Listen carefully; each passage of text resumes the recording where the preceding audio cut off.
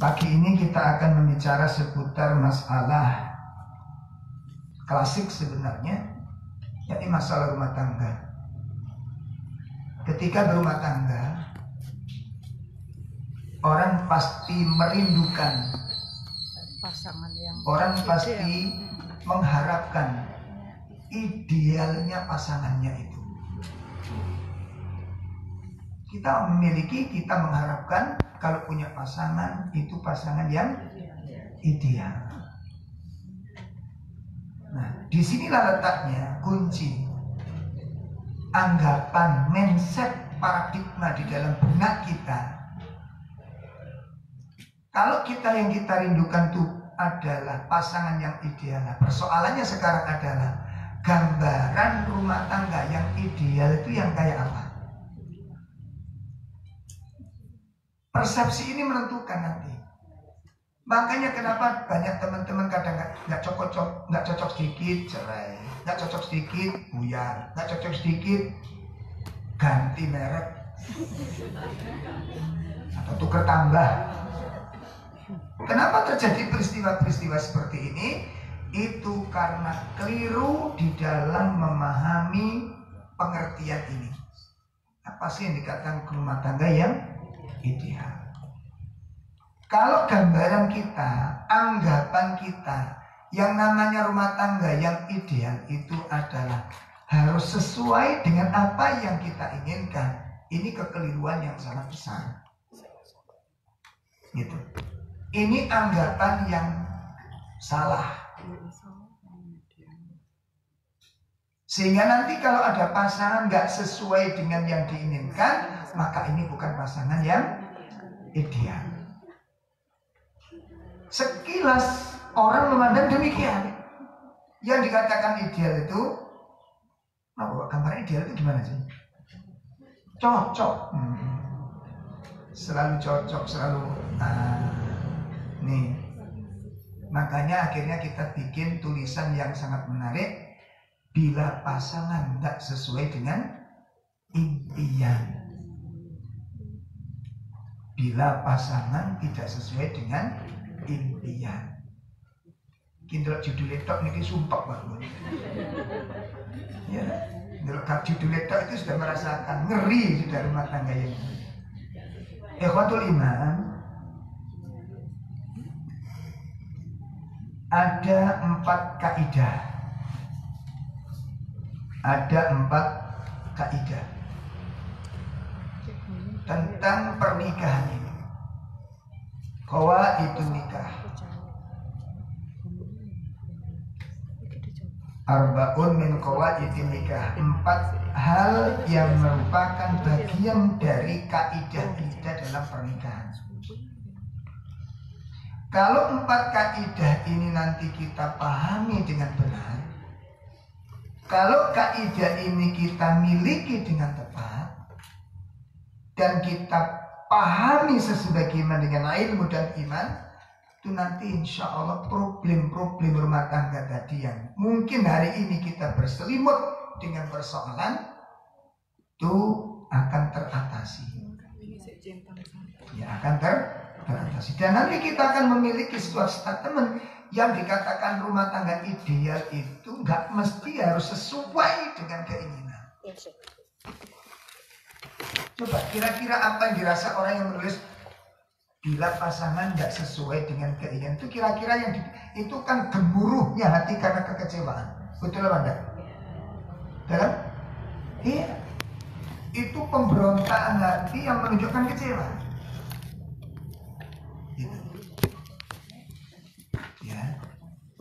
Sehingga keluar kalimat-kalimat seperti itu. Ada 2 orang bercerita. Ketika pulang habis hari raya, habis mudik, ketemu teman-teman lagi kumpul. Cerita bagaimana kisah sesaat ketika mudik hari raya. Yang satu bercerita bahwa begitu mudik kumpul keluarga besar, subhanallah keluarganya sekarang sudah taklim semuanya. Penampilannya kaget, sehingga hari raya itu hari raya yang paling bahagia menurut dia. Orang tuanya hijrah, mertuanya hijrah, kakak-kakaknya ikut hijrah semua, ikut taklim semua. Sehingga pakaian-pakaian syar'i ketika kumpul yang dibicarakan mesti tentang apa? Kajian. Cerita ke temannya.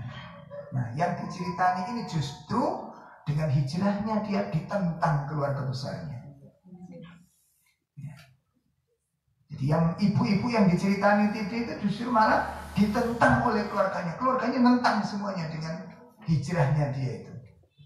Coba dua orang yang memiliki problem yang berbeda. Yang satu dihadapkan oleh kenikmatan dengan perubahan-perubahan keluarga, kesadaran keluarga yang menerima dalil-dalil menerima ilmu. Yang satu lagi keluarganya secara serentak mengatakan penolakan kepada ilmu. Saya tanya ke jenengan, kalau jenengan melihat sisi seperti ini tuh enaknya keluarga yang mana, Pak?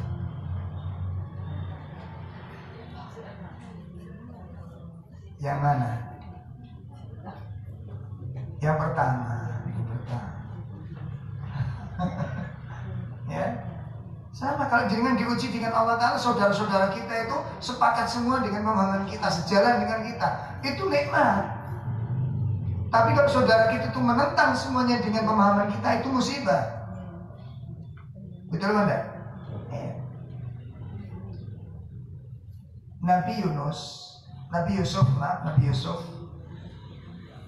itu sampai mendapatkan ujian-ujian demikian dan kemudian memiliki kedudukan yang luar biasa. Itu karena kebaikan saudaranya atau keburukan? Keburukan. Jadi keburukan saudara-saudara mengantarkan derajat yang tinggi oleh Nabi Yusuf.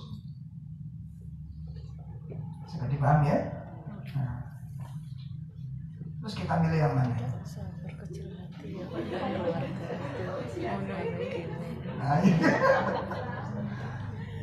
Nah, disinilah letak dari persoalan. Sebenarnya bukan masalah ujiannya.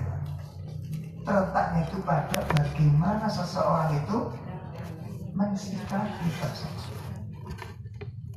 Inilah yang paling mendasar untuk kita pahami berkaitan dengan qawaidun nikah, tentang kaidah-kaidah pernikahan. Baik, mari kita bahas.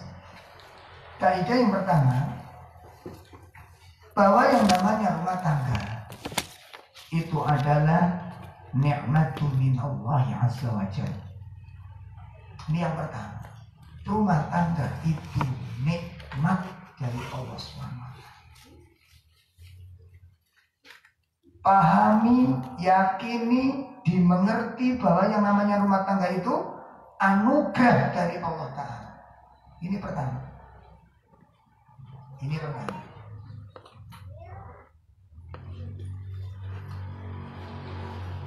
Di antara bentuk dikatakan bahwa rumah tangga itu adalah anugerah, sebuah nikmat yang besar dari Allah Ta'ala, karena satu, dia mendapatkan cinta dari orang yang dia cintai. Saya nggak bisa bayangkan mendapatkan cinta dari orang yang dia cintai. Karena belum tentu orang mencintai seseorang lalu orang yang dicintai juga mencintai dia, itu belum tentu. Dan itu satu kenikmatan yang luar biasa, mendapat cinta dari orang yang dicintai. Gambaran, keinginan, impian tercapai di situ, berkumpul di sana. Dari kaidah pertama inilah, dari poin pertama inilah yang kemudian nanti tatawalladu sakinah wa rahmah, akan melahirkan sakinah dan rahmah. Dari sini lahirnya.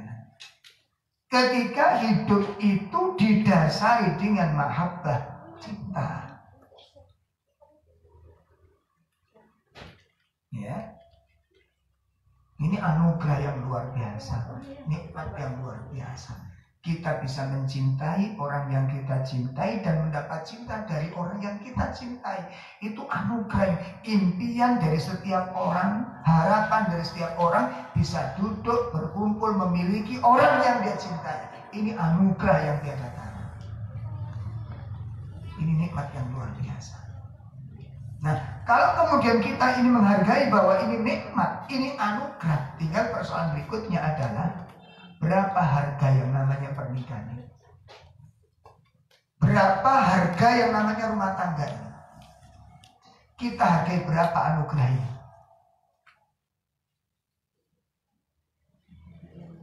Ini persoalan yang harus ada di dalam benak kita. Sehingga nanti usaha, ikhtiar untuk memperbaiki, untuk menjaga, untuk merawat, itu sungguh-sungguh ketika melihat bahwa sesuatu itu mahal. Bisa dipahami? Kalau sesuatu itu kita nilai dan kita hargai dengan harga yang mahal, maka sesuatu itu berharga. Karena berharga kita berusaha untuk mempertahankan. Jangan sampai ini lepas daripada kita. Makanya anugerah yang namanya rumah tangga itu kita hargai berapa? Itu pertama.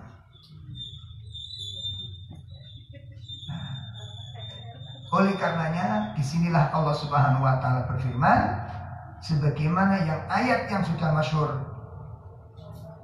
Ayat yang sudah masyhur di dalam surat 30 pada ayat 21, wa min ayatihi an khalaqalakum min anfusikum azwajan litaskunu ilaiha wa ja'ala bainakum mawaddatan wa rahmah inna fi dzalika laayatil liqaumin yatafakkarun.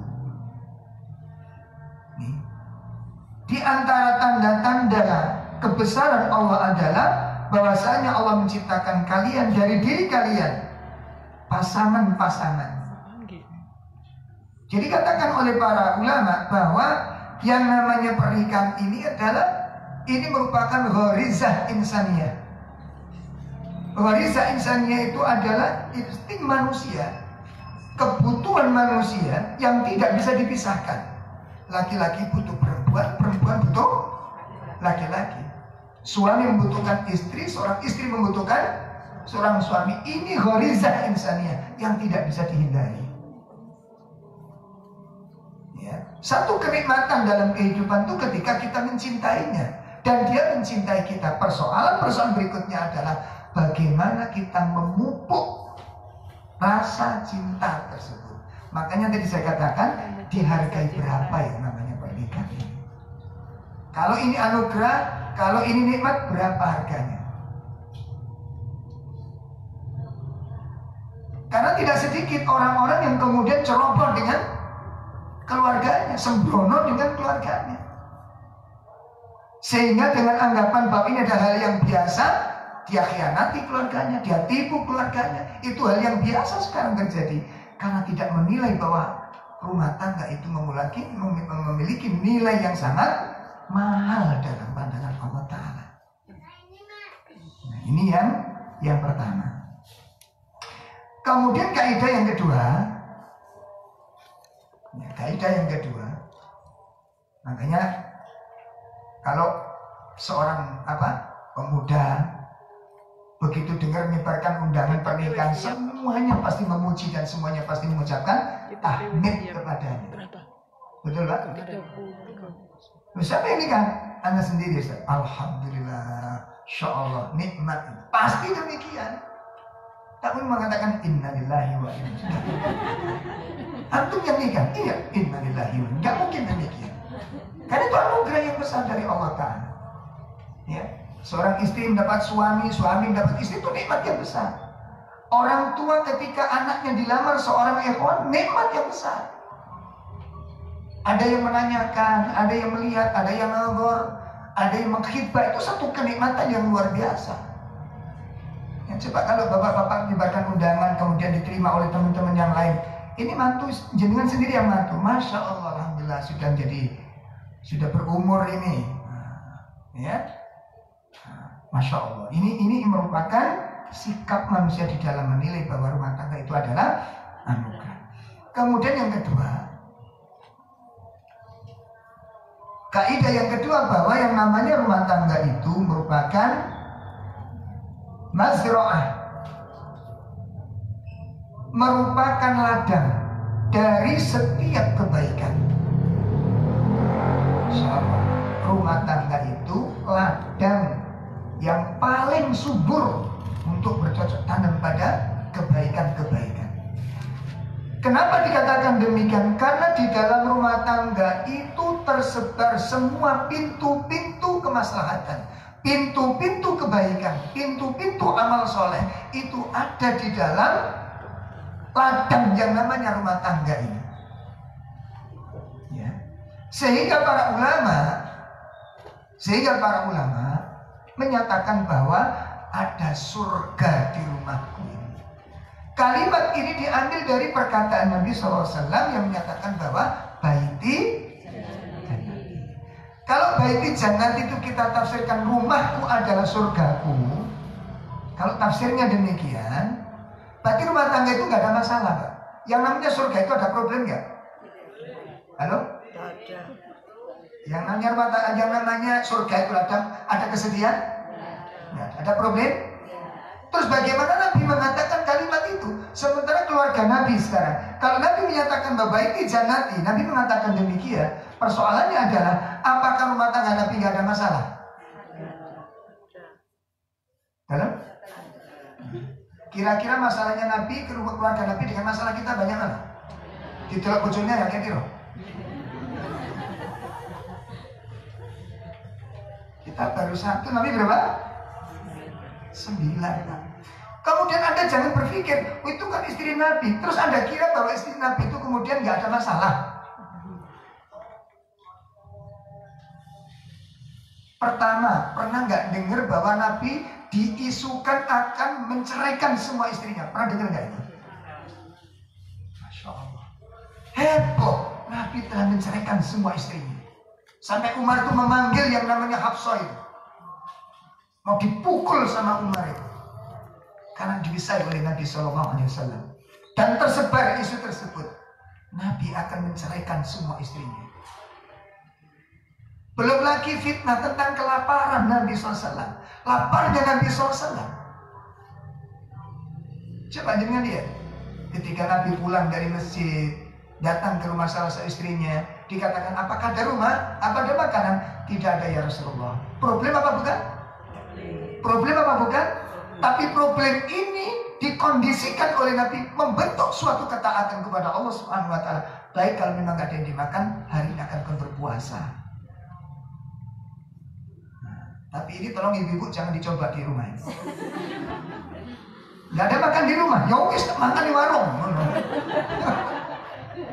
Kondisi yang demikian bentuknya sebuah musibah, bentuknya sebuah ujian, itu dikemas oleh Nabi SAW menjadi suatu ketaatan kepada Allah Subhanahu wa taala. Di dalam ujian itu ada ladang kebaikan, ada tempat kesempatan untuk berpuasanya Nabi SAW. Masya Allah. Pernah dengar isu tentang nanti kalau jenengan ngaji kitab Bukhari, Pak, itu ada kitabul ifki, kitab tentang fitnah yang menimpa kepada istri beliau, bahwa Aisyah radhiyallahu anha, wanita yang dimuliakan Allah, wanita yang disucikan Allah itu telah difitnah oleh orang-orang munafik berzina, dan itu masyhur di Madinah itu. Problem apa bukan? Terus kok bisa ngomong baiti jannati tekon diceritani? Hah? Antum baca nanti berapa kali Nabi di rumahnya itu tidak menyala kompor dapurnya. Dan sehingga Nabi keluar ketemu Umar.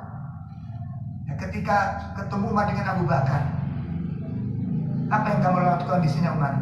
Nah terus Anda sendiri kenapa? Lapar, sama. Jadi metu podo luwe nih Pak nih. Masya Allah. Terus bagaimana itu dikatakan baiti jannati dari mana? Lihat. Dan itu heboh ya.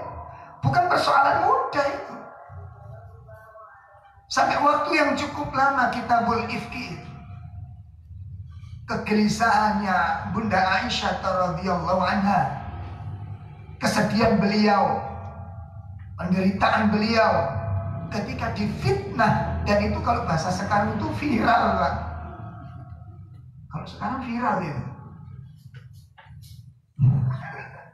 Coba istri seorang Nabi melakukan zina. Terus bagaimana Nabi mengatakan keluar dari lisan beliau, baiti jannati. Ya. Belum lagi Nabi ngedem-dem istrinya yang menangis karena dikerecei sama istri yang lain. Lo krecek-krecek. Digojloki yang namanya Hafsah. Kamu itu keturunannya Yahudi. Jerit yang namanya Hafsah. Apa kata Nabi ketika ngedem-dem? Benar. Tapi kakek-kakekmu itu dari keturunan para Nabi. Karena para Nabi dari kalangan orang-orang Bani Israil. Didem-dem begitu. Bagaimana Nabi mengatakan baiti jannati? Belum lagi ketika Nabi di rumah Aisyah, kemudian Hafsah muncul datang ke rumahnya, menyusul ke sana sambil membawa makanan. Begitu makanan disuguhkan kepada Nabi, Nabi belum menyentuh makanan itu, makanan diambil oleh Aisyah, ditumplak di depan Hafsah, pecah piringnya, makan berantakan. Ini baiti jannati?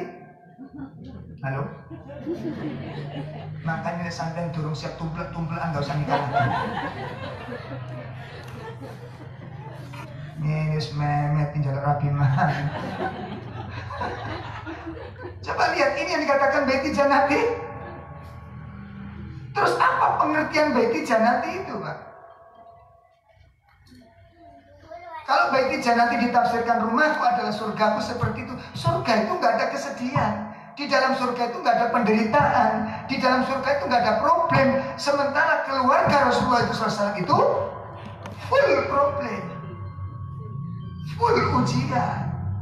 Makanya ketika Nabi SAW ditanya, man asyaddun nas, ya, man asyaddul bala, siapa orang yang paling besar ujiannya, yang paling berat cobaannya? Apa kata Rasul?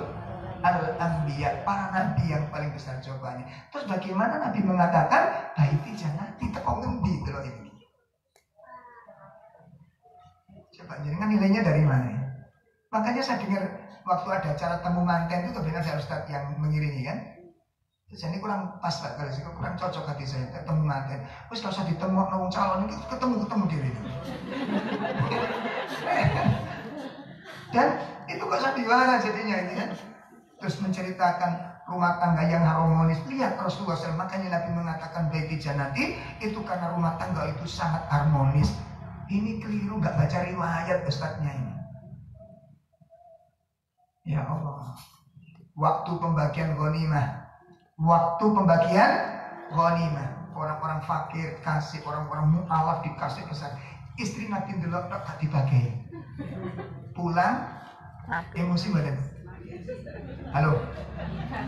Wah, ini bocoran ini. Marah istri terus sobat. Nah, marah. Akhirnya baru dijelaskan oleh Nabi SAW, itu dijelaskan nanti dalam surat An-Nur. Nah, ini kenapa kamu gak dapat bagian sama sekali? Karena keluarga Nabi tidak boleh menerima dari benda tersebut. Jelaskan. Cuma masalah ini mari dikandani, nganut itu masalah. Nah di omah kan beda.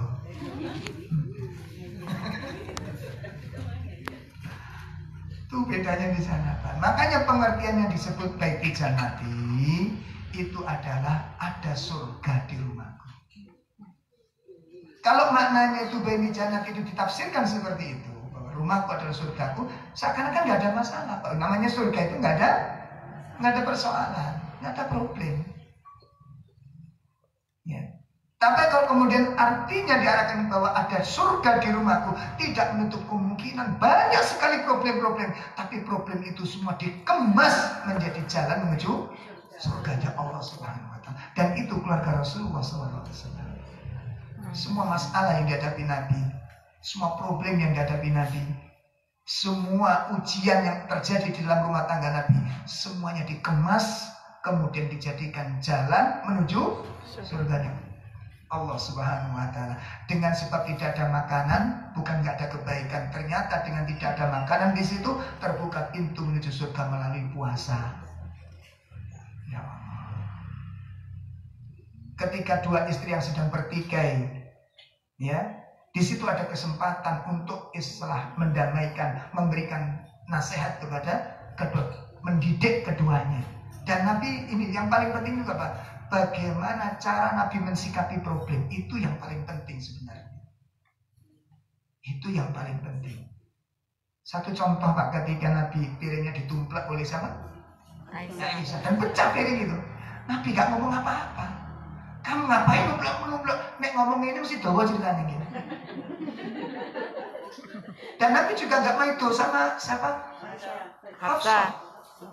Sofia waktu itu. Sofia yang ngirim makanan. Kamu ngapain melutus ke sini?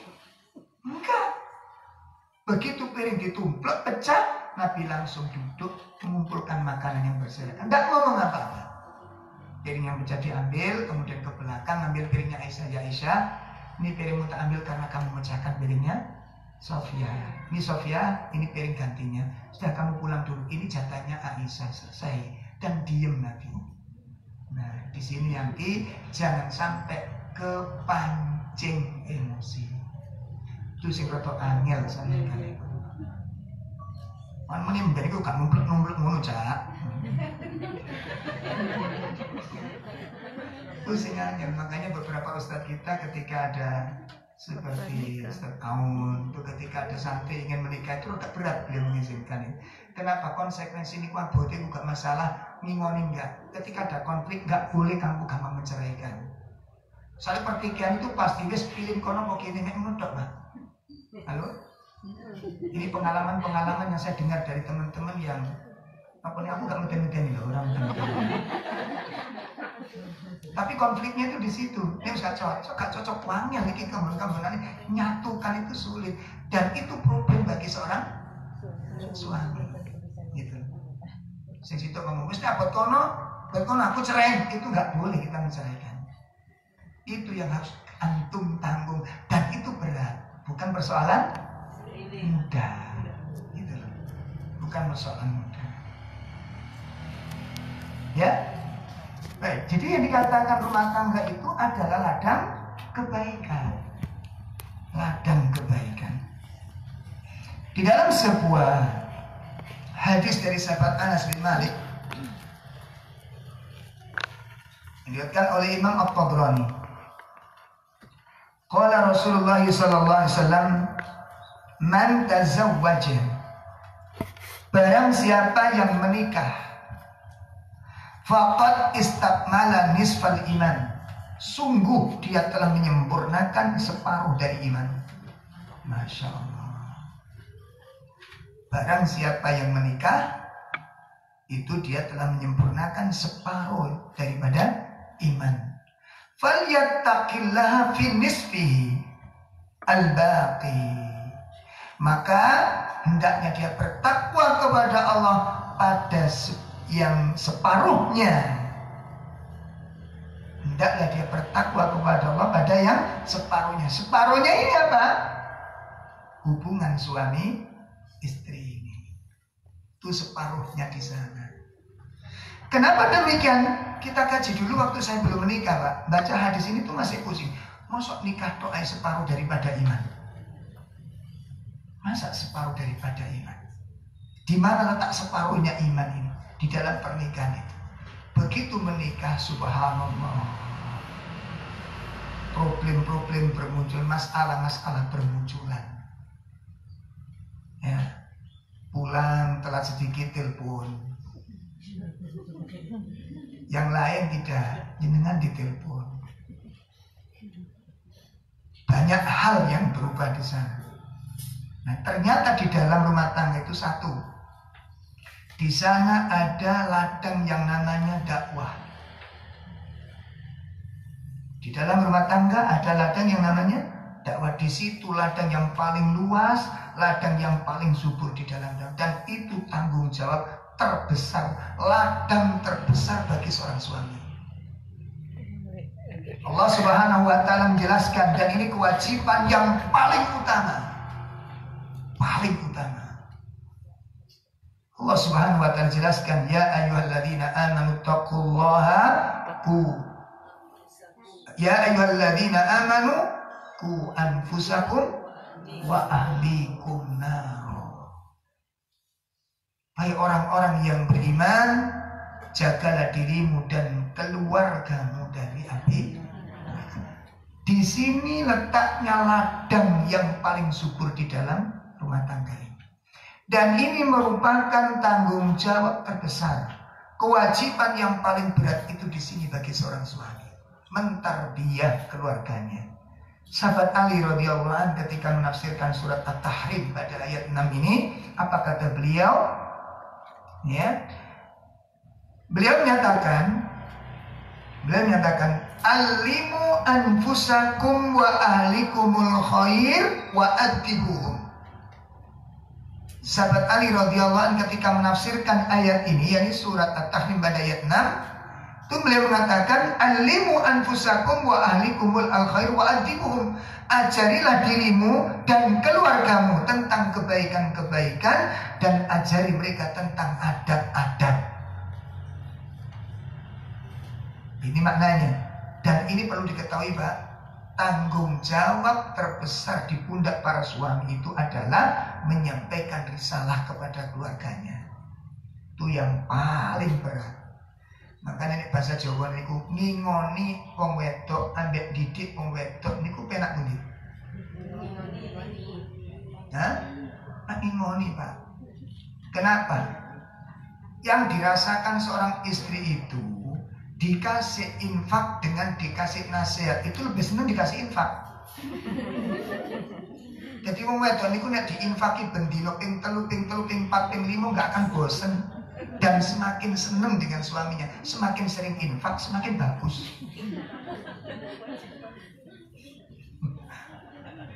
Loh, percaya mboten jenengan? Istri itu kalau sering dikasih infak, itu semakin senang.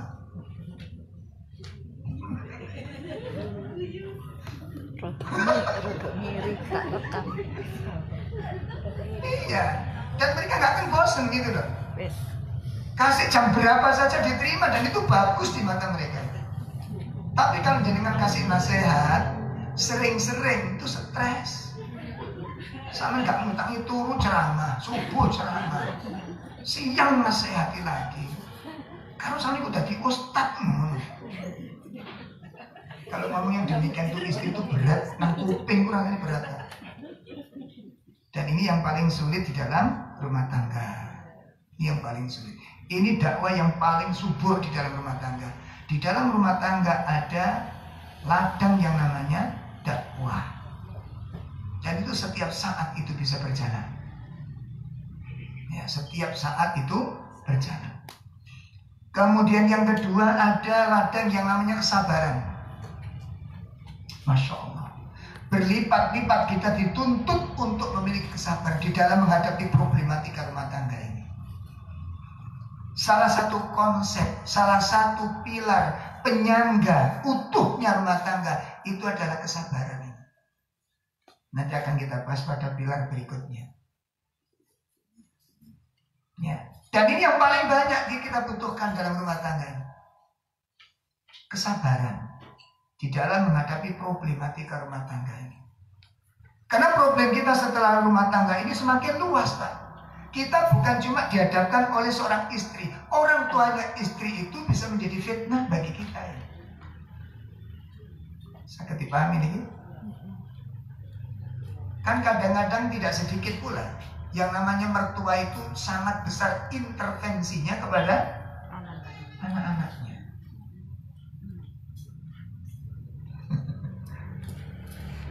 Belum ya, Mbak? Iya. Jadi urusannya bukan kepada istri saja, urusannya semakin luas. Ini kesabaran dibutuhkan sekali. Nanti bisa lihat materi saya tentang bila kesabaran hilang dari hati. Kalau rumah tangga ini hilang kesabaran kita di dalam menghadapi konflik yang ada, tidak akan tahan lama di sini. Masalahnya di sini. Ya, masalahnya diukur dari sejauh mana panjenengan menyiapkan kantong-kantong kesabaran. Ya. Jadi tergantung panjenengan kira-kira rumah tangga ini enaknya berapa tahun. Kan gitu. Itu banyak Pak masuk ke dalam persoalan kami, karena kami kan di Sidoarjo itu buka kesempatan pada jamaah yang punya problem apa saja kita bicarakan bersama-sama. Ternyata yang ngeluh Pak, Masya Allah, ruwet.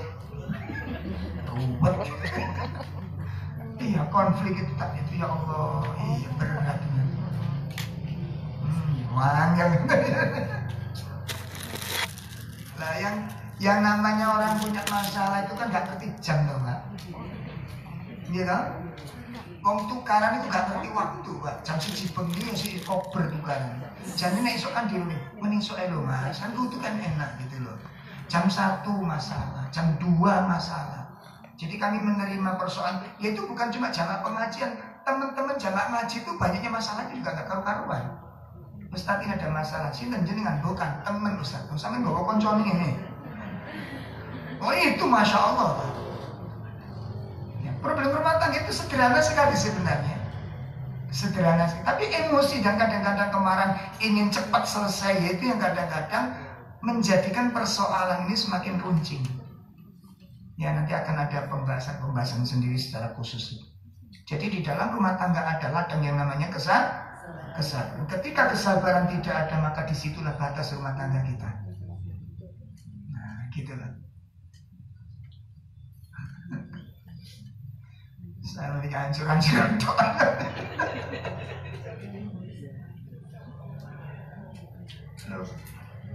Enggak, benar ini Pak. Jadi rumah tangga itu Masya Allah misteri, betul-betul misteri.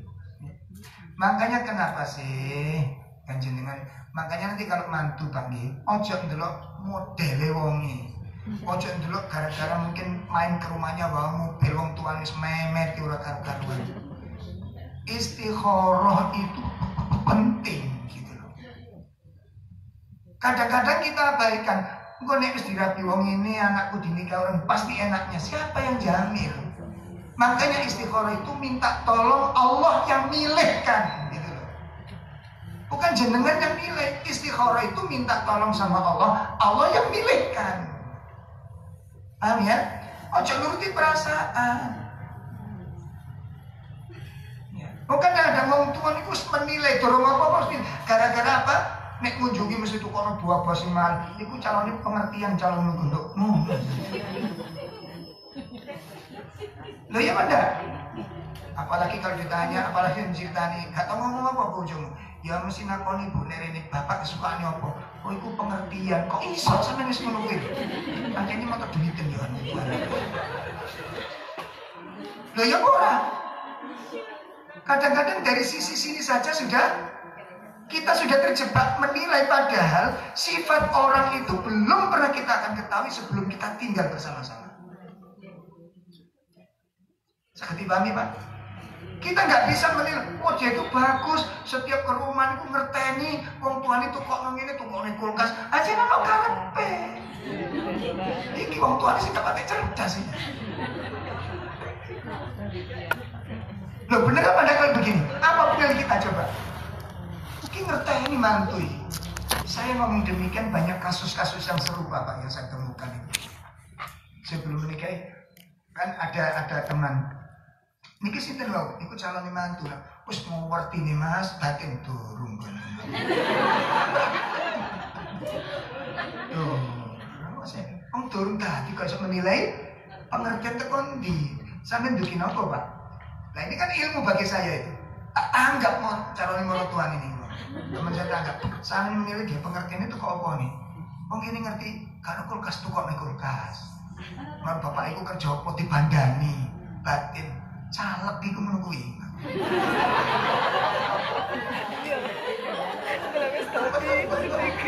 Enggak, aku nih gambar kan ngono dong ya. Subhanallah, arek yo gak kakek polamu meneng ngoten iki. Meneng. Karena ternyata meneng itu ya musibah, Pak. Sampai mangan pun gak namani mertuane wis dadi. Saking napa ya? Saking meneng. Lah iya Mas, sampean biyen iku lho ngomong jarak itu pengertian. Yo gak ngerti dia durung kumpul lah ini. Gitu. Makanya Makanya jangan sekali-kali menilai sebelum kita mengenal dengan benar. Istikharah. Allah itu yang tahu ke depan itu yang baik apa tidak, itu Allah. Gitu loh. Allah. Ini masih ada yang bujang belum? Banyak. Banyak. Santai.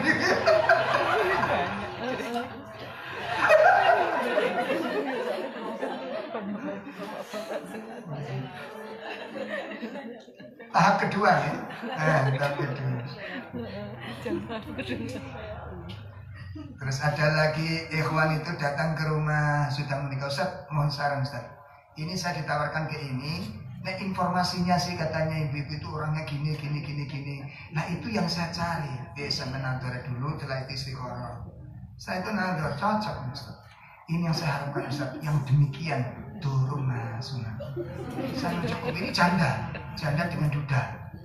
Wah mantap mon.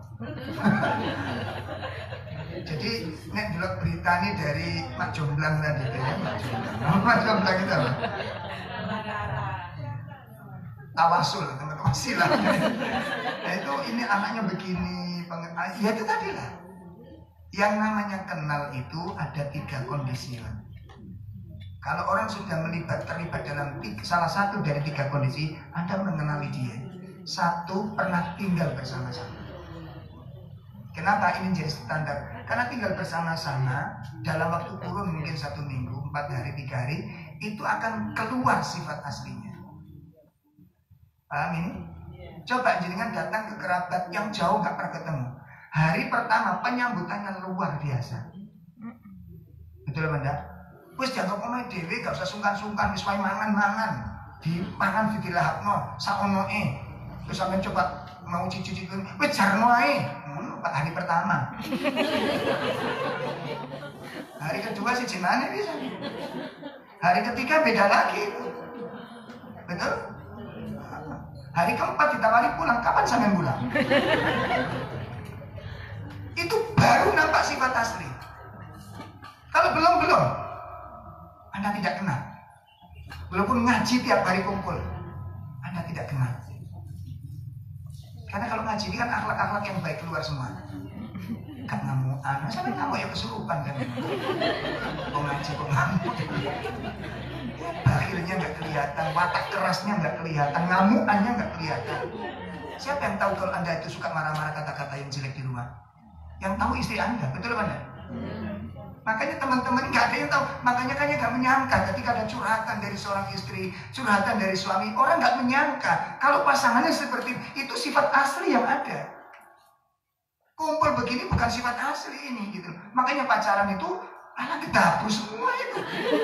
Tahu gedabus? Tapi nggak usah pacaran.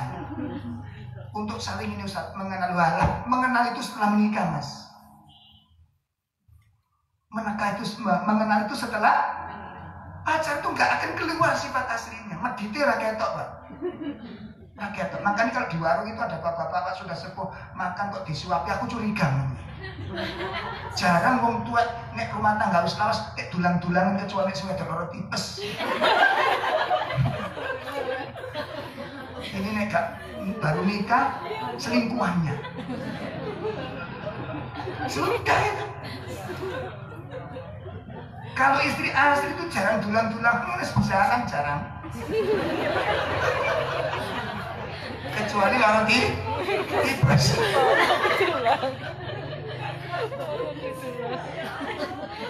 Nah ini psikologis ya Pak. Kalau di warung usia 50, sing lanang 40, sing wedok usia wis perlu suap-suapan itu perlu ada 2 kemungkinan. Kalau gak baru nikah, kalau istri yang berangkat berdosa, wis gak mungkin kayak begitu ya. Coba sampean mulai mungkin bilang di sandal iki lho.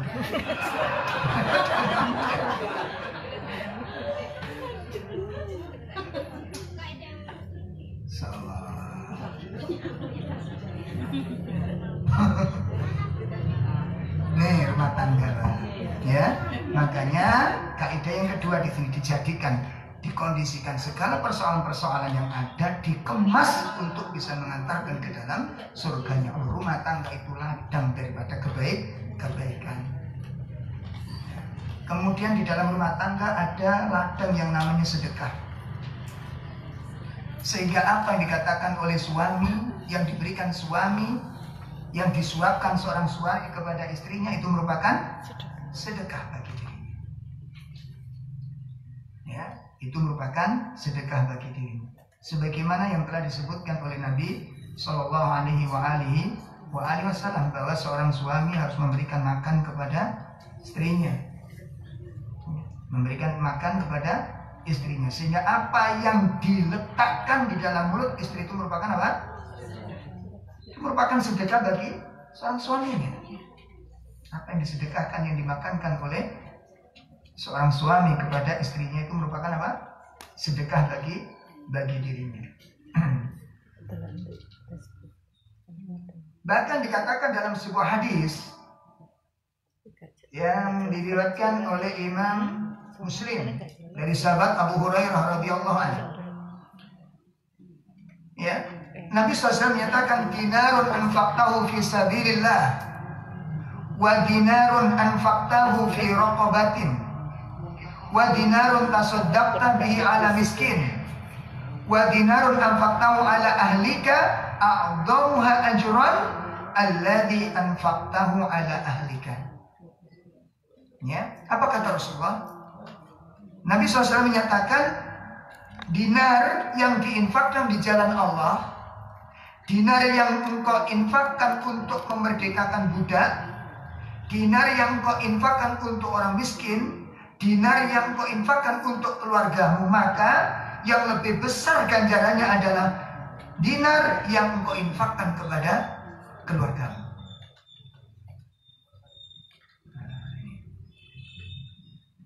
Infak kebaikan yang kita berikan kepada orang lain, maka yang paling utama adalah kepada keluarga.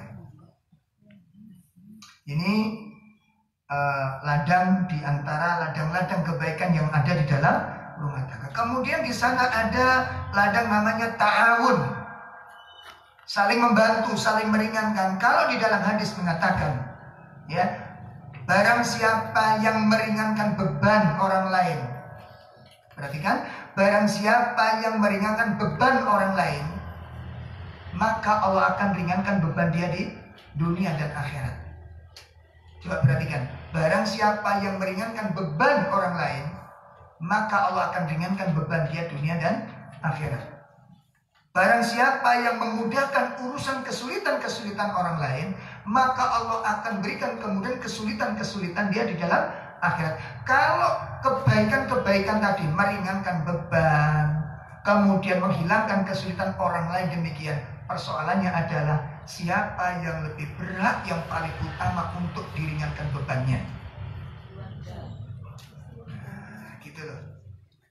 Kalau untuk meringankan orang lain saja sedemikian rupa hebatnya, sedemikian rupa mulianya, apalagi kalau orang yang paling berat di dalamnya, yakni tidak lain adalah keluarga. Ya. Makanya ketika kami adakan baksos ya dengan teman-teman begitu semangat. Ya, jadi di Sidoarjo itu ada tim khusus untuk penanggulangan musibah-musibah di kalangan masyarakat. Jadi bentuk tim khusus untuk itu. Ketika saya pantau melihat begitu semangat, akhirnya saya panggil ketuanya, kita musyawarah, kita rundingan, sharing. Ustaz, tolong diperhatikan, bapak-bapak diajak keluar sampai 3 hari, keluar rumah sampai 5 hari untuk bakti sosial di tempat-tempat bencana ini. Tolong diperhatikan, apakah di rumahnya juga semangat untuk membantu istri. Ini kepedulian kita, jangan sampai nanti begitu keluar semangat, tapi di rumah males-malesan. Itu menjadi bom waktu bagi keluarga. Bom waktu. Ternyata benar omongan saya. Jarak 1 minggu saya ngomong begini, ketua komunitas ini ditelepon sama beberapa istri. Ustaz, tolong Ustaz, kalau bawa suami jangan lama-lama ini. Ini bapaknya di rumah itu malasnya minta ampun. Tapi waktu baksos itu paling semangat ngangkati sesuatu untuk meringankan beban orang. Ini kan kebalik namanya. Saya nggak dipahami nih Pak. Ini kebalik begitu. Kebalik ini. Sampai jangan terselingkuhan Pak ikat namanya. Rotok panas dibuka ya Pak Cik tambah panas Pak. Ya Allah, di situ ada ladang sedekah, ada ladang ta'awun, sinergi di sana. Masya Allah. Ya, di sana ada ladang tarbiyah. Di dalam rumah tangga itu terdapat mazra'atut tarbiyah, ladang untuk membentuk karakter. Di dalam rumah tangga ada. Di dalam rumah tangga itu keberadaan mazra'atut tarbiyah, terdapat ladang untuk pembinaan mental. Berapa banyak orang-orang berubah sifatnya setelah menikah, terbentuk oleh pasangannya. Yang baik berubah menjadi jelek, yang jelek menjadi baik, terbentuk oleh pasangannya. Tinggal bagaimana kita akan membentuk keluarga kita, jenengan yang punya ciptaannya. Bisa dipahami nih, anak-anak kita bentuk jadi apa anak-anak kita ini? Jenengan bertanggung jawab penuh. Istri dibentuk menjadi apa? Jenengan yang bertanggung jawab penuh. Di dalam rumah tangga itu aset yang paling besar. Setiap waktu, setiap saat, kalimat-kalimat ini memiliki nilai yang luar biasa. Kalau amar ma'ruf itu sedekah, keluarga paling banyak amar ma'rufnya. Betul pada ini? Keluarga paling banyak full yang namanya amar ma'ruf nahi munkar, rumah tangga. Ladang yang paling subur dakwah, ladang yang paling subur untuk tarbiyah, ladang yang paling subur untuk setiap saat. Coba bayangin, setiap saat. Adakah ladang yang lebih subur daripada rumah tangga? Terhadap masalah pembinaan, masalah penyampaian ilmu. Anda nggak usah jadi ustadz dulu, sudah sampaikan aku tadi habis ngaji ini deh. Evaluasi istrinya disampaikan. Masya Allah. Kata bapak-bapak enak, bojongnya dinasani kena, bojongku gak kena belas ya. Apa berarti sudah selesai pintu ladang tarbiyah? Tidak. Tidak. Masya Allah. Makanya nanti sehingga jenengan nanti gak capek gimana menandai istri. Atau istri menasihati suami supaya gak capek bagaimana. Mengerti tentang kaidah-kaidah amar ma'ruf nahi munkar. Ketika suami menasihati istri, dapat pahala enggak dia? Walaupun istri nggak taat, dapat pahala nggak? Dapat pahala. Dari mana? Dari nasihat yang disampaikan. Suami menasihati istri itu pahala karena itu ibadah. Soal suami istri nerima atau tidak, soal suami nerima atau tidak, itu bonus dari Allah. Sehingga nanti kita nggak pernah merasa capek, nggak pernah merasa bosan, walaupun nasihat kita nggak dipakai. Nah, makanya pintu kesabaran terpakai lagi. Di situ terdapat pintu istiqomah ada di dalam rumah tangga kita. Masya Allah. Luas sekali ini.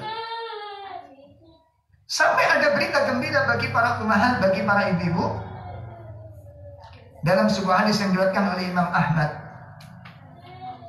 Rasulullah SAW mengatakan, "Idza shallatil mar'ah," apabila seorang wanita menjaga sholat 5 waktunya.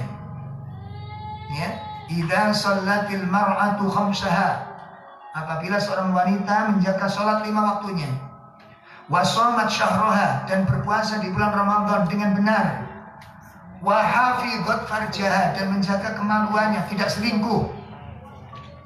Ya, wa ata'at ba'laha wa ata'at zaujaha, dia taat kepada suaminya, dia jaga sholat 5 waktunya, dia jalankan puasa Ramadannya, dia jaga kemaluannya, dan dia taat kepada suaminya. Apa kata Rasul? Qila laha, dikatakan kepada wanita ini, udkhulil jannata min ayyi abwabil jannati syi'ti, masukilah surga dari pintu mana saja yang kamu inginkan. Disuruh milih pintu surga itu bagi wanita yang memiliki 4 kriteria ini. Wanita-wanita yang dirindukan surga adalah wanita-wanita yang sudah berumah tangga dan dia jaga hak-hak dalam rumah tangganya. Itu wanita-wanita yang diimpikan surga oleh Allah Ta'ala. Nah, karena rumah tangga itu ladang kebaikan, maka jangan disia-siakan. Ya, jangan jangan sampai rumah tangga itu merupakan ladang yang luas, ladang yang subur, sementara kita nggak pernah menanami pohon-pohon kebaikan di dalamnya. Kosong dari pohon kebaikan, itu disayangkan. Sangat disayangkan. Sangat disayangkan. Maka jangan disia-siakan. Ini yang kedua, bahwa rumah tangga merupakan ladang kebaikan. Yang ketiga, rumah tangga itu merupakan amanah. Rumah tangga itu merupakan apa? Amanah. Perlu kita ketahui bapak-bapak sekalian, bahwa di dalam Al-Quranul Karim, Allah menyebutkan kata-kata misaqon ghalidho. Kata-kata misaqon ghalidho, perjanjian yang kuat, itu pada 3 tempat, 3 kondisi. Yang pertama, ketika Allah mengambil perjanjian dengan para rasul alaihi wassalatu wassalam. Ketika Allah Subhanahu wa ta'ala mengambil perjanjian dengan para rasul alaihi wassalatu wassalam, menggunakan misaqon ghalidho, perjanjian yang kuat, sehingga para rasul tidak ada yang berkhianat atas janji tersebut. Yang kedua, perjanjian Allah dengan orang-orang Bani Israel untuk bisa memegang Taurat, untuk bisa menunaikan Taurat, dan itu juga diambil perjanjian dengan kalimat misaqon ghalidho, perjanjian yang kuat, perjanjian antara Allah dengan orang-orang Bani Israel. Yang ketiga adalah perjanjian antara wanita dengan laki-laki pada saat akdun nikah. Makanya disebut akad. Akad itu apa, Pak? Perjanjian. Buhul yang kuat itu akad. Bundelan yang kuat itu akad namanya. Ya. Perjanjian yang kuat itu pada saat terjadi akad nikah. Misaqon ghalidho. Sehingga perjanjian inilah yang kemudian menempatkan bahwa rumah tangga itu adalah amanah, sebagaimana disabdakan oleh Nabi Shallallahu Alaihi Wasallam yang diriwayatkan oleh Imam Muslim, diriwayatkan oleh Imam Tirmidzi. Ya, Nabi SAW menyatakan, ayuhan nas, fattaqullaha fin nisa. Wahai manusia, bertakwalah kamu kepada Allah dalam urusan wanita. Ya, bertakwalah kamu kepada Allah dalam urusan wanita. Fa innakum aqadtumuhunna bi amanatillah. Karena sesungguhnya kamu mengambil dia sebagai istri itu dengan amanah dari Allah Ta'ala. Makanya rumah tangga itu merupakan amanah. Amanah dari Allah Ta'ala. Hal yang lain juga disebutkan oleh Nabi SAW, warrajulu ra'in ala ahli baiti wa huwa mas'ulun an ra'iyatihi. Seorang laki-laki itu pemimpin bagi anggota keluarganya, dan dia akan ditanyai oleh Allah Ta'ala bagaimana dia memimpin rumah tangganya itu. Maka di sini bapak-bapak, kalau kita sudah melihat dan sudah menempatkan rumah tangga itu amanah, maka jangan sekali-kali dikhianati. Jangan sekali-kali apa? Dikhianati. Jangan ditelantarkan. Ya, dan jangan dizalimi. Amanah harus dijaga dengan baik. Makanya kalau panjenengan mungkin mengkritisi pemerintah itu khianat. Nah, yang namanya khianat itu bukan cuma kedudukan saja. Yang namanya amanah itu bukan cuma kedudukan saja. Rumah tangga ini amanah. Putra putri kita itu amanah. Istri itu amanah. Nanti pengkhianatannya pun berbeda-beda tergantung dari amanah yang dia bawa. Ya. Kalau ada seorang suami cuma disibukkan memberi makan saja kepada istrinya, ya, tapi tidak pernah memberikan tarbiyah, ini khianat namanya. Kita membiarkan istri-istri kita ini durhaka kepada Allah Subhanahu wa taala. Kita biarkan istri-istri kita dalam kegelapan kejahilan, gelapnya kejahilan. Kita biarkan istri kita telantar dalam kekeliruan yang berlanjut-lanjut. Ini suatu pengkhianatan terhadap keluarganya. Dan ini banyak yang tidak memahami masalah ini. Coba kalau bapak-bapak ya setengah tahun nggak kerja sama sekali, setengah tahun nggak kasih nafkah sama sekali sama istri, merasa dosa benda? Jelas merasa berdosa dan merasa nggak enak, merasa pekiwu gitu. Tapi kalau setengah tahun nggak ngajari istrinya sama sekali, anteng apa bingung? Coba tenang saja gitu, nggak pernah nasihati sama istri, nggak pernah ngajak istri untuk mendapatkan ilmu. Ini satu kezaliman seorang suami kepada istrinya. Ini suatu kejahatan yang dilakukan seorang suami kepada istrinya, dan ini suatu pengkhianatan kepada keluarganya. Sekali pahami ya? Jadi kalau ada seorang suami membiarkan istrinya nggak ngerti agama, ini satu kezaliman, ini satu kejahatan, dan ini pengkhianatan. Kenapa? Istri itu amanah, harus dijaga secara syar'i. Ya, secara syar'i dijaga dengan baik. Ini amanah. Makanya bapak-bapak nanti kalau sudah membawa istrinya jauh, dibawa ke rumah sendirian bersama dirinya, ya, kemudian jauh dari orang tuanya, jauh dari keluarganya, jangan sekali-kali bermudah-mudah untuk membentaknya, ya, memukulnya dengan pukulan-pukulan yang menyakitkan. Makanya ada hal-hal yang perlu kita ingat di sini, ya, nasihat untuk para suami. Apa kata Rasul dalam sebuah hadis yang masyhur yang diriwayatkan oleh Imam Abu Dawud, Imam Ibnu Majah, dan imam-imam yang lain, dan hadis ini derajatnya sahih. Ya, Nabi SAW menyatakan antu ta'imaha. Ya, ketika Nabi ditanya apa hak, ya, hak seorang istri bagi suaminya, artinya kewajiban suami kepada istri itu apa, gitu kan? Maka Nabi menjawab, pertama, antu ta'imaha idza ta'imta. Hendaknya engkau memberi makan istrimu apabila engkau makan. Nah, jadi jangan sampai suami ini kekenyangan, istri dalam keadaan kelaparan. Satu. Yang kedua, wa taksuha idza tasaita. Hendaknya suami memberi pakaian kepada istrinya apabila suami berpakaian. Nah, pakaian yang diberikan suami kepada istri ini tentu beda, Pak. Pakaian yang disyariatkan oleh Allah Subhanahu wa taala. Ya.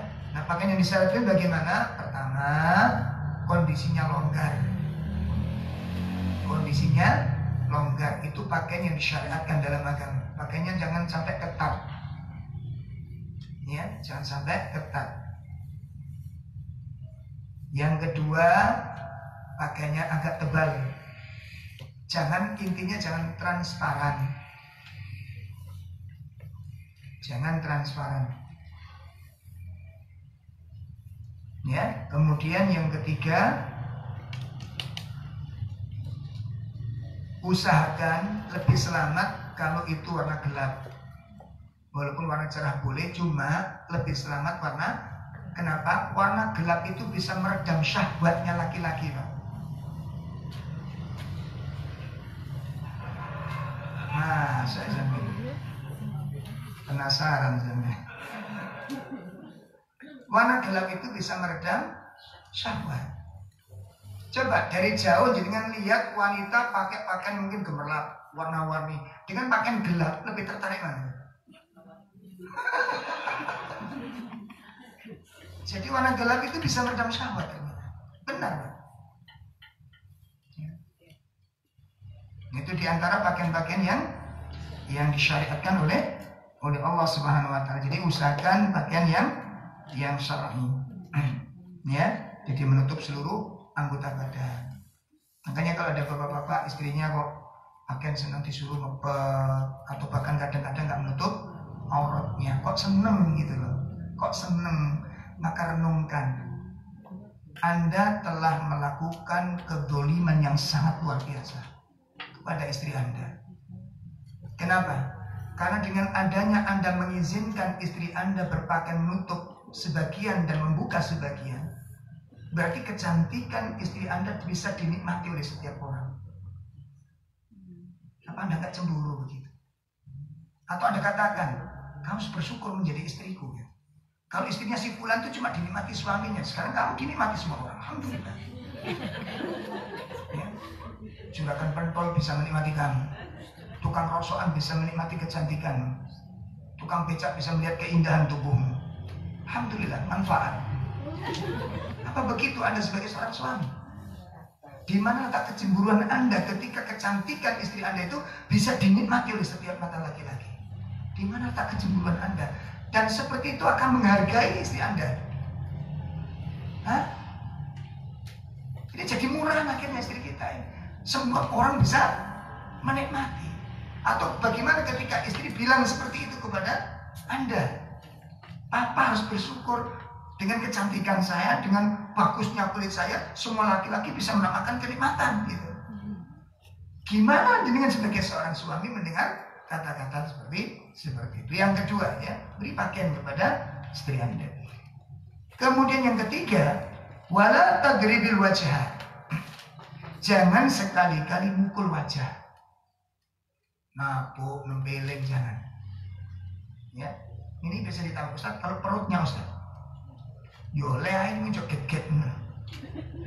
Ya, jadi jangan sampai memukul wajah. Intinya apa? Enggak boleh laki-laki itu gampang moro tangan sama istrinya. Kalaupun memukul, itu ada aturannya, Pak. Ya. Apa kata Nabi SAW? Fadribuhunna darban ghairu mubarrij. Pukullah istrimu, tapi dengan pukulan yang tidak menyisakan apapun, yang tidak melukai. Benar. Ya. Jadi bukan untuk puas-puasan mukul nih, Pak. Bukan untuk puas-puasan mukul. Itu yang ketiga, suami dilarang untuk apa? Dan nanti kalau ada problem itu ada tahapan dalam surat An-Nisa ini.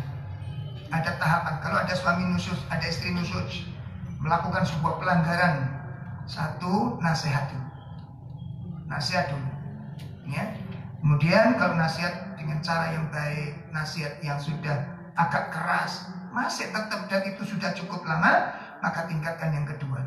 Apa? Tinggalkan tempat tidurnya. Apa istilahnya? Dihajar. Dihajar itu bukan dihajar. Diboikot. Dia apa? Diboikot. Jadi nggak disapa, jarang-jarang disapa, jarang-jarang diperhatikan, itu namanya diboikot, dihajar namanya. Ya, kalau sudah dibegitukan kok masih tetap istri melakukan pelanggaran-pelanggaran yang sama, baru pada tingkat yang ketiga yaitu dipukul dengan pukulan yang tidak menyakitkan. Kalau sudah dipukul masih tetap demikian, namanya istri juara bertahan. Mesti apa masih tajam. Nah, kalau sudah demikian, kumpulkan keluarga. Jangan sekali-kali Anda memutuskan cerai sementara keluarga belum pernah diberitahu. Tidak boleh. Makanya fungsinya dikumpulkan dari pihak kita, dari pihak istri dikumpulkan. Ini ada perbuatannya istri kayak begini. Blek, coba dibicarakan bareng. Di situ diputuskan nanti. Kalau memang dalam konteks terakhir, ya, dalam musyawarah besar dua keluarga ini, kalau masih tetap istri seperti itu, maka boleh dijatuhkan talak. Makanya kita nggak boleh gampang-gampang dilu talak. Ya, jelas ini? Oh, jadi ini amanah, maka tidak boleh sembarangan. Jadi yang pertama apa tadi? Memberi makan, yang kedua memberi pakaian, yang ketiga tidak boleh memukul. Ya. Kemudian yang keempat apa? Wala tuqabbih. Dan janganlah seorang suami menjelek-jelekkan istri. Janganlah suami menjelek-jelekkan istri. Ya. Untuk menjatuhkan kehormatannya. Jangan dibiasakan demikian. Masya Allah.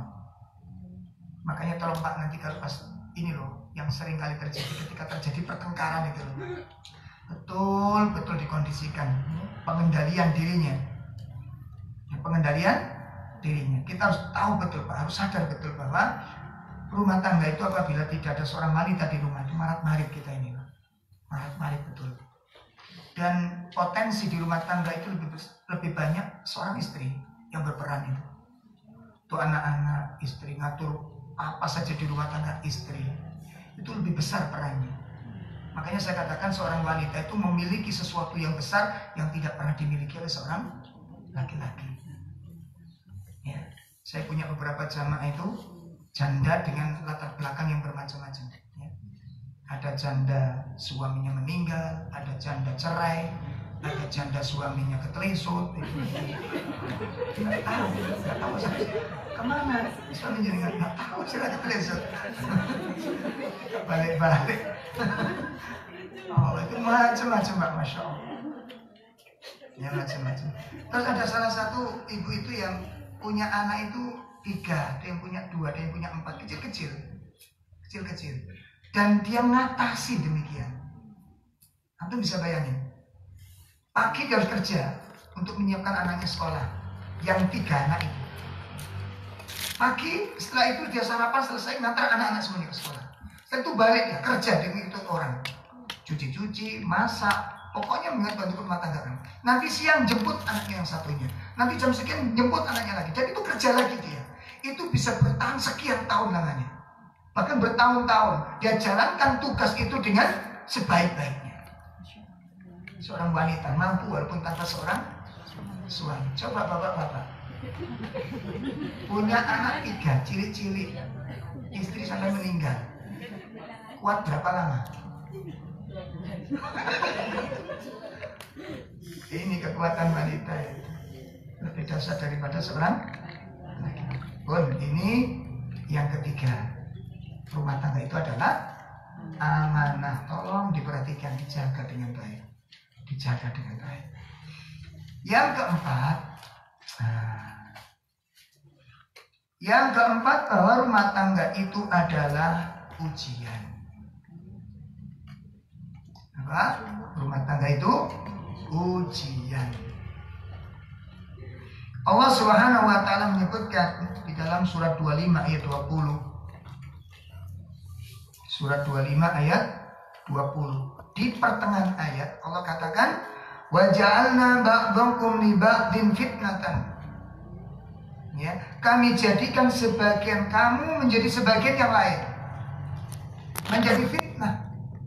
Menjadi ujian bagi yang lain. Maksud di sini adalah kekurangan masing-masing. Ujian itu berupa apa? Kekurangan. Suami diuji oleh Allah dengan kekurangan para istri. Istri diuji oleh Allah dengan kekurangan suaminya. Atas birun maukah kamu bersabar dengan kekurangan itu?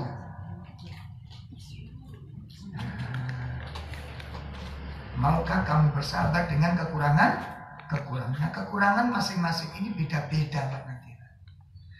Makanya sering saya dengarkan kalau ibu-ibu itu saling kumpul tuh menceritakan suaminya, tuh menceritakan beda-beda ceritanya. Ada menceritakan suaminya itu kalau marah itu nggak ada suara, tahu-tahu terjadi kerusakan besar. Sing dandang cemet, sing ulek-ulek tugel, nggak ada suaranya, tapi action. Terus ada lagi suara suami itu kalau marah suara saja gitu ya. Nggak pernah ada pukulan, nggak ada pengerusakan, tapi suaranya banter mengerikan, tapi nggak isolan. Ngerti nggak isolannya? Ngerti dengan kondisi istri. Waktunya tanggal 2 duit datang. Jadi istri walaupun suami keras gitu, dia nggak pernah sambatkan dengan duit karena suami betul-betul paham dengan kondisi istrinya. mencukupi betul. Gitu. Terus ada kalanya nggak pernah marah, tapi meditnya luar biasa. Nah itu apa tadi? Ujian masing-masing. Makanya ketika ada kasus ya, ada seorang ibu ziarah ke rumah temannya, Nah qadarullah suami dari temannya itu ada di rumah. Ketika anaknya digendong oleh sang ibu tadi yang punya rumah itu menangis, suaminya datang langsung. Sudah sini sama ayah di sini. Dimong sama.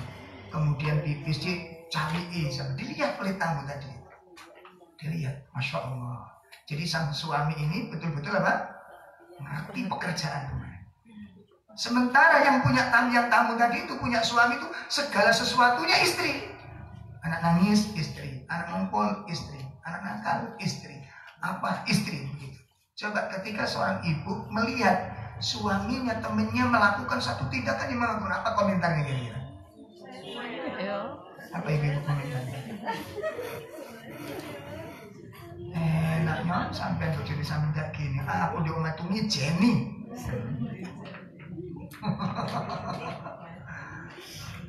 Gak pengertian belas suamiku itu. Enak sampean ngedus-ngedusi bojo sami ngedus. Aku sembarang kali aku ijen. Ya Allah. Makanya saya tanya kepada ibu-ibu, Bu, kalau ibu-ibu punya suami yang pengertian, berarti pekerjaan ibu-ibu sedikit. Ya kan? Pekerjaan rumah banyak dikerjakan oleh para suami. Tapi pahala kesempatan ibu-ibu masih sedikit sekali. Gitu. Peluang untuk cari amal dari pekerjaan dihandle semua banyak oleh suami, karena suaminya giat sekali. Ya, sedangkan istri-istri yang mendapatkan suami yang nggak pengertian itu banyak dapat pahala dia. Karena pekerjaan dihandle oleh sang istri. Ketika ditanya, kalau milih ya suami yang mana? Ya, milih suami yang bagaimana? Bon. Nah, jadi bapak-bapak sekalian, ujian yang dimaksud di dalam ayat ini itu adalah kekurangan masing-masing. Kekurangan masing-masing. Oleh karena itulah Allah Subhanahu wa taala menggambarkan hubungan suami istri itu diibaratkan oleh Al-Qur'an seperti pakaian. Berangkat dari kekurangan masing-masing. Istri punya kelebihan, jelas punya kekurangan. Suami punya kelebihan, jelas punya kekurangan. Jelas itu sudah. Karena kita manusia. Jelas ya? Oleh karena itu Al-Quran menggambarkan hubungan suami istri itu seperti apa? Pakaian. Sebagaimana Allah katakan di dalam surat 4 pada ayat yang ke-19 ya, surat Al-Baqarah pada ayat 187. Maaf, surat Al-Baqarah 187. Allah katakan apa? Hunna libasul lakum wa antum libasul lahun. Ya, hunna libasul lakum. Wanita-wanita itu, istri-istri itu pakaian bagi kalian. Pakaian bagi kalian. Wa antum libasul lahun. Dan kalian para laki-laki itu pakaian bagi istri-istri kalian. Lah apa fungsi daripada pakaian itu? Nah, apa fungsi daripada pakaian? Nah, untuk menutupi kekurangan, untuk menutupi aib, itu fungsi. Maka tugas seorang suami salah satunya apa? Menutupi kekurangan istri, dan tugas istri menutupi kekurangan suami. Baru di sini melahirkan sebuah ilmu dan pemahaman yang kemudian melahirkan sebuah kesadaran. Saya ulangi, ilmu dan pemahaman yang kemudian melahirkan sebuah kesadaran. Makanya dari bahasanya wong tua, sing penting itu pengertian. Di situ kuncinya ini. Ideal itu yang dikatakan ideal sesuai dengan kita nggak ada, Pak, ceritanya begitu. Nanti kalau nggak percaya, dengan nggak cocok. Alasan yang paling klasik sekarang kita temukan di dalam dunia perceraian, kita katakan data itu, 99% mengatakan perceraian itu kenapa? Nggak ada kecocokan. Alasannya kenapa perceraian? Nggak cocok. Nggak cocok. Tiba-tiba setelah saya cerai, jarak beberapa bulan, dia mengatakan, insya Allah ini saya nikah lagi Ustaz. Loh kok cepet banget? Ini kayaknya ini cocok ini. Yang kemarin nggak cocok. Nah dulu waktu nikah sama dia, dulu awalnya gimana? Ya cocok.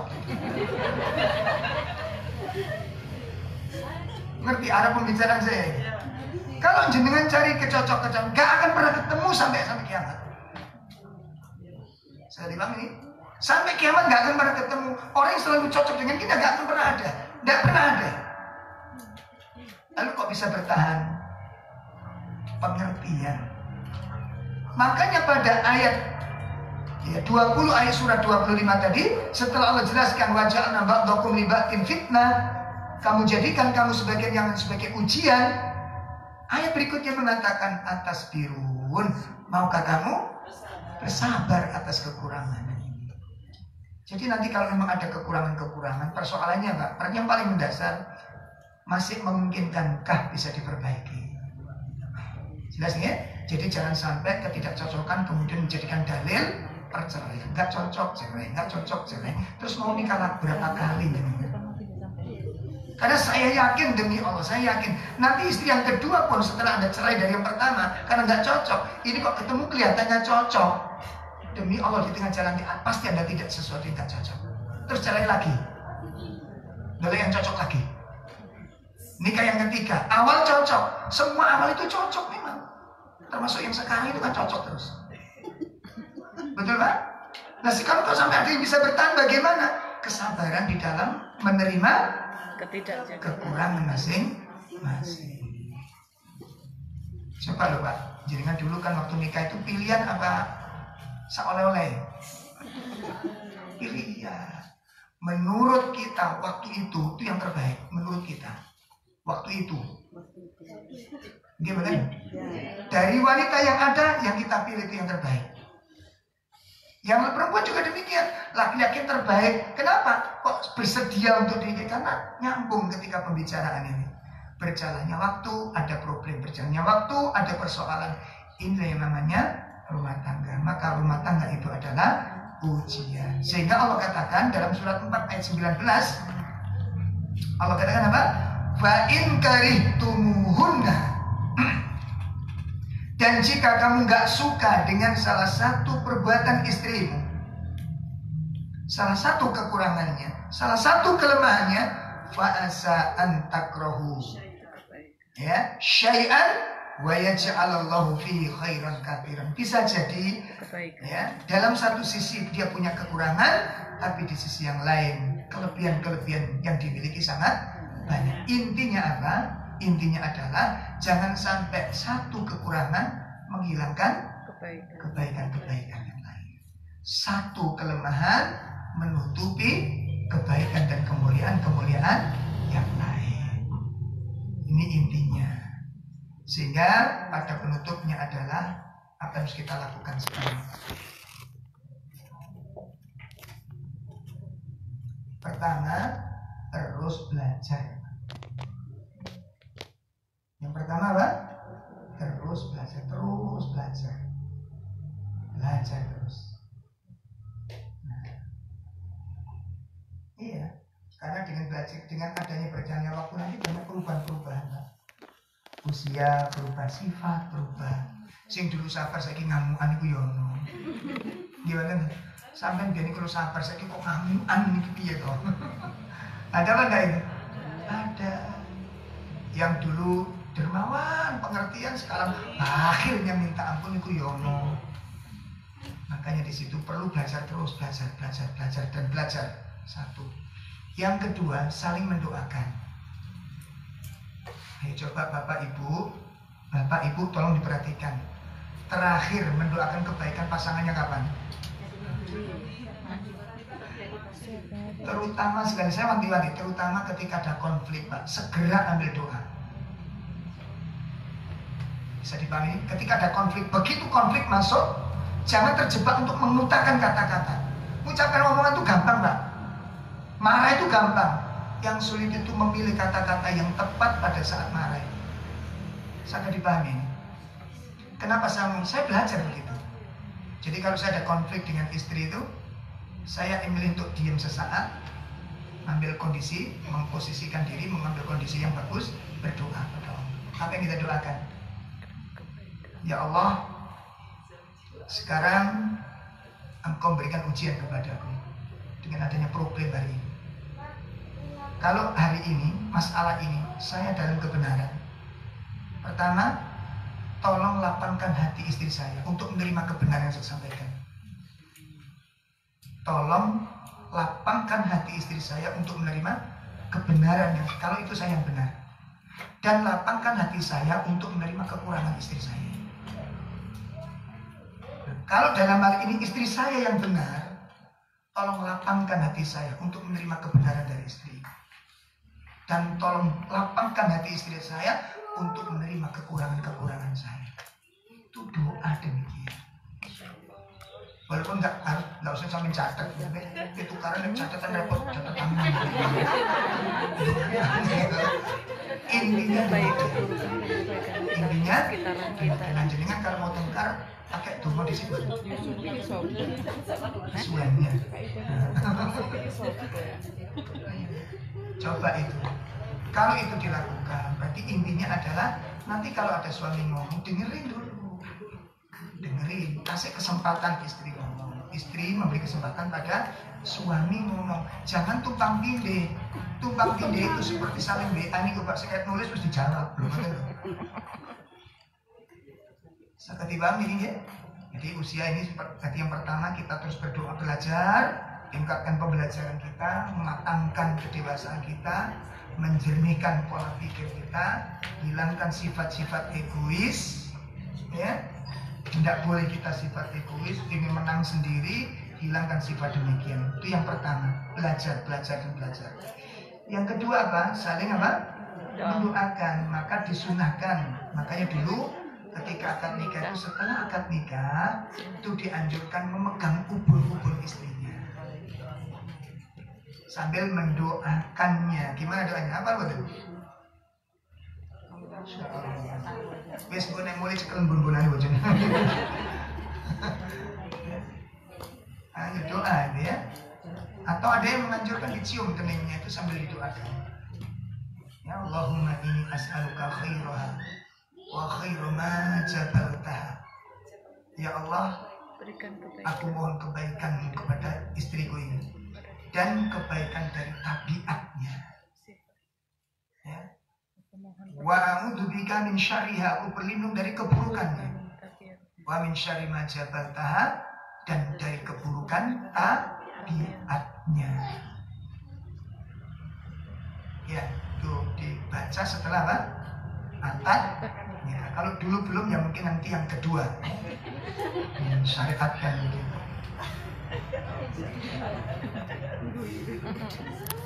Saya ibu air terus nom. Tak apa-apa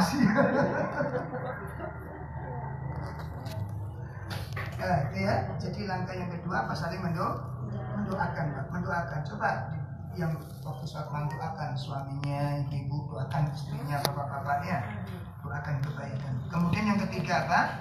Selalu minta nasihat kepada orang-orang alim.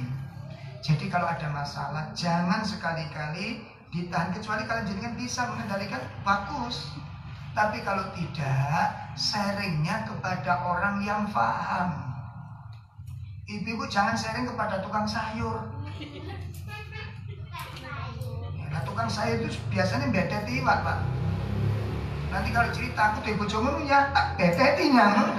Soalnya biasanya beda tiwat ya. Jangan diceritakan kepada setiap orang, termasuk teman karib.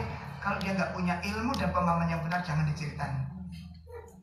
Hanya bepergian saja nanti.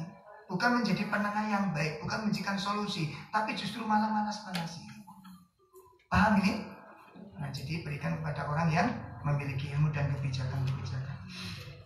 Bapak-bapak, ini yang bisa kami sampaikan dalam kajian ini. Mudah-mudahan kita, keluarga kita, semuanya semoga dijaga oleh Allah Subhanahu wa Ta'ala. Dan mudah-mudahan Allah memberkahi keluarga kita dan menambahkan kemaslahatan baik dunia maupun akhirat. Kita cukupkan. Wassalamualaikum warahmatullahi wabarakatuh. nabiyyina Muhammad subhanakallahumma wa bihamdika asyhadu an la ilaha illa anta astaghfiruka wa atubu ilaik. Assalamualaikum warahmatullahi wabarakatuh.